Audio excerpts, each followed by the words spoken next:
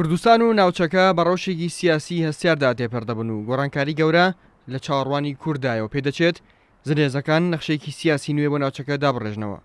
لەبەرەم هۆکارانە کۆنگرەی نەتەوەی کوردستان کەنەکە بانگەوازی سەرجەملایەنە سیاسەکان و کەسایەتیەکانی هەر چوار پارچەی کوردستان دەکات کۆبوونەوەیەکی فراوان بۆ خۆ ئامادەکردن بۆم قۆناغە هەستیارە ساز بکەن.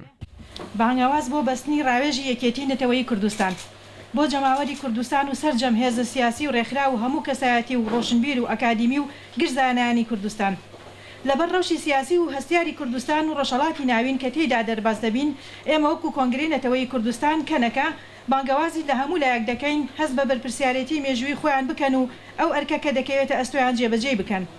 ئەمڕۆ هەموو گەلوونەتەوە و ئاین و مەسحەبەکانی کوردستان پێویستیان بە یەکێتی و یەکڕێزی و نەتەوایەتی و نیشتیمانی هەیە تاوەکو مێژووی کارەساتبار و ماڵوێرانی لەسەر کوردان دووبارە نەبێتەوە.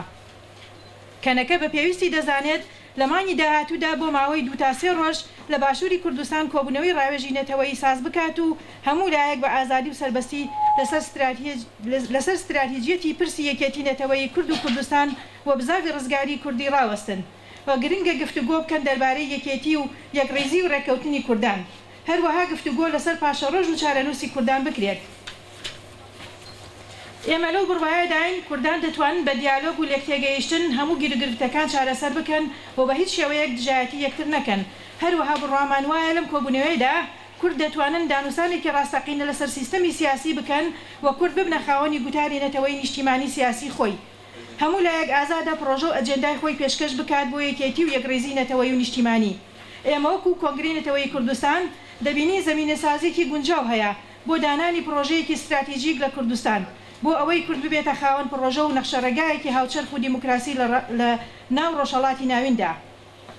ئێمە ڕێز لە ئیرادەی گەلی کوردستان دەگرین بۆ ئەوی چارەنووسی خۆی بەدەستی خۆی دیار و دەستنیشان بکە.